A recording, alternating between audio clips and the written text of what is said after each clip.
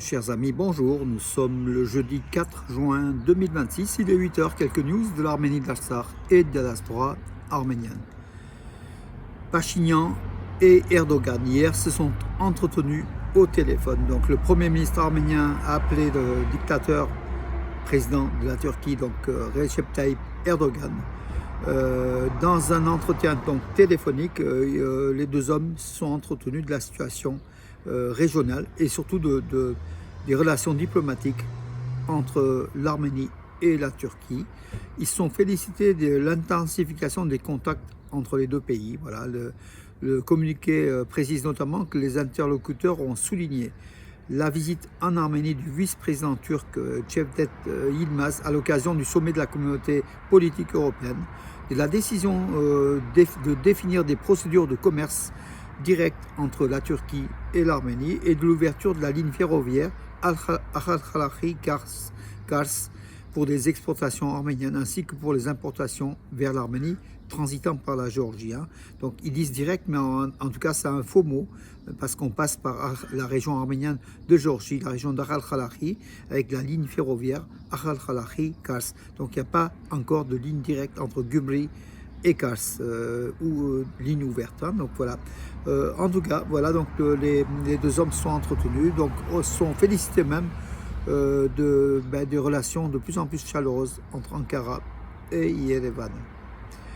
L'Union européenne, l'UE, envisage d'accorder davantage de soutien à l'Arménie. Donc c'est ce qu'a déclaré Marta Kroes, la commissaire européenne à l'élargissement, qui s'est entretenue avec le ministre des Affaires étrangères d'Arménie, Arat Mirzoyan, hier, à la suite des décisions de Moscou d'interdire pratiquement les importations clés en provenance d'Arménie, vitales pour l'économie de l'Arménie, donc au Caucase du Sud. Selon le ministre arménien des Affaires étrangères, ils ont notamment discuté des mécanismes visant à stimuler les échanges commerciaux entre l'UE et l'Arménie.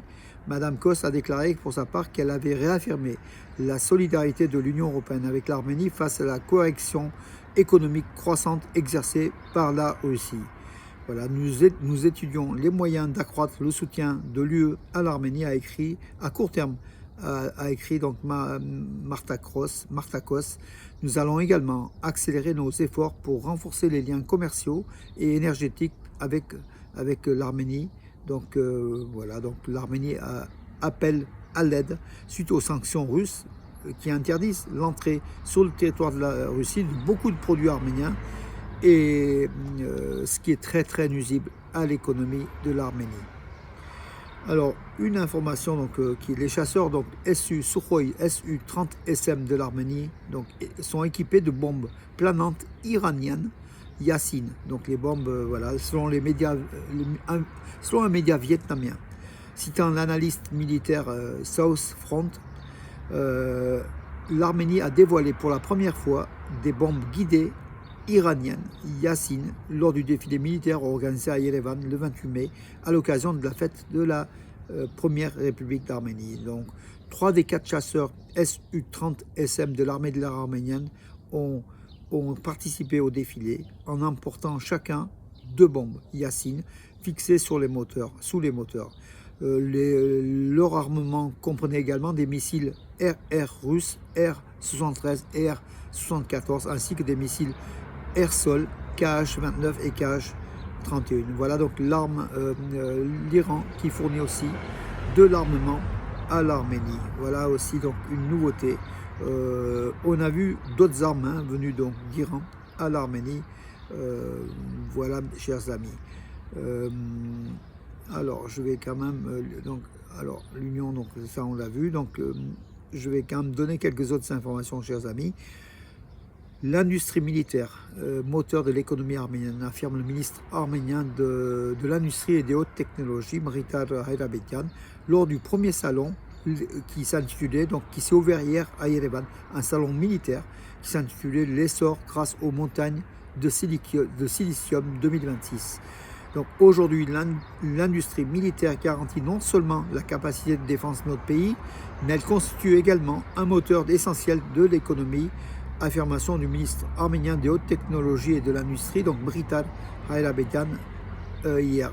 Le chiffre d'affaires annuel de 70 milliards de dirhams, des transactions se chiffrant en dizaines de millions de dollars et des nouvelles perspectives pour l'Arménie. L'Arménie qui vend des armes et qui achète des armes, mais qui vend aussi des armes. Voilà le salon de l'armement en Arménie où furent présentées les dernières innovations en matière d'armement, de l'industrie militaire de l'Arménie. Donc l'Arménie s'équipe et c'est une très très bonne chose.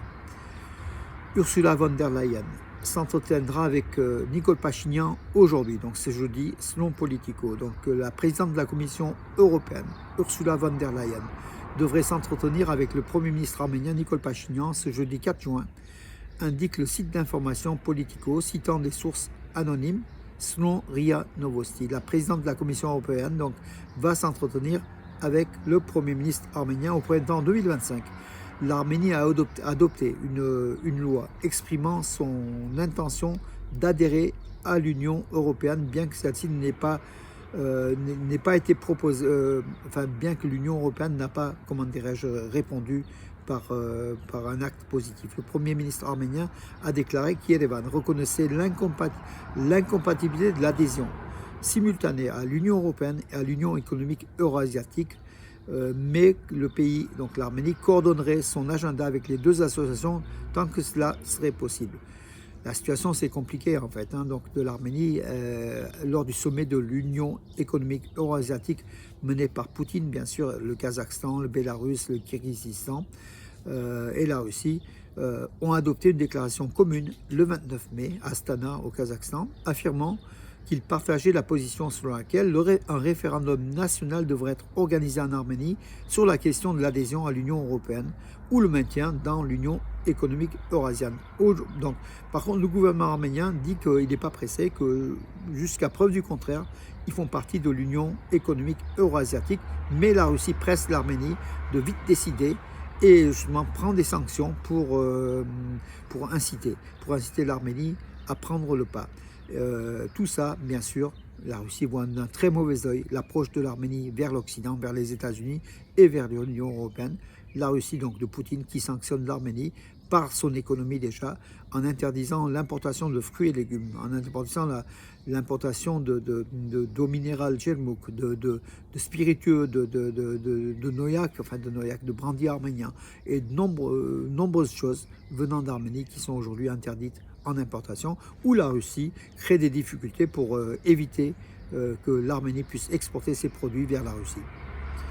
Marco Rubio, le secrétaire d'État américain, d'ailleurs a dit « La Russie est très mécontente de nos relations avec l'Arménie et souhaite un changement du gouvernement dans ce pays. » Bien sûr, Moscou vise sur la non-élection de Pachinian dimanche prochain aux élections législatives d'Arménie.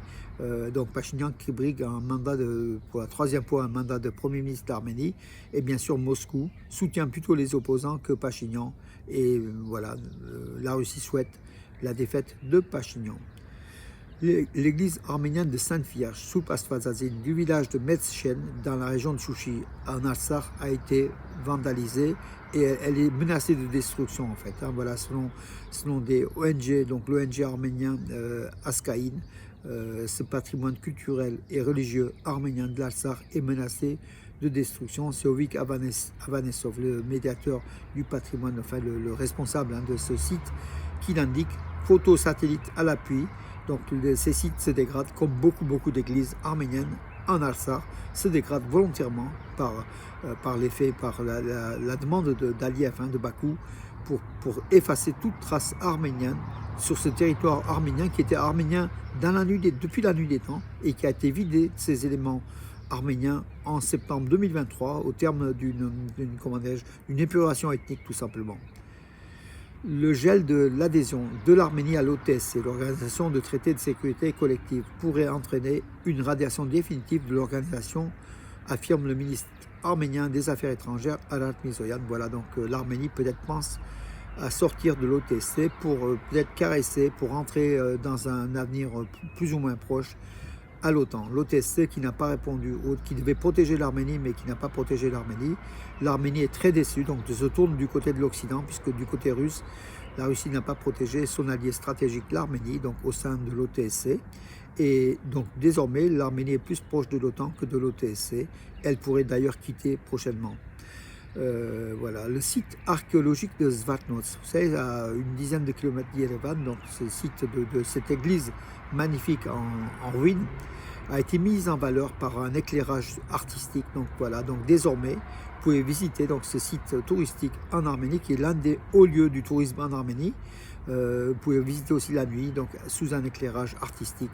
De très très belles prestations. Ça a été inauguré ce système-là. Bravo à l'Arménie qui met en exergue ces sites touristiques. Et le nombre de touristes va en croissant en Arménie. Donc on atteindra sans doute cette année les 3 millions de touristes. On verra les chiffres. Hein. Voilà. Voilà, chers amis, donc auditeurs et auditrices de mes vidéos donc, quotidiennes d'information. Je vous donne rendez-vous à demain et je vous souhaite une très bonne journée. À demain.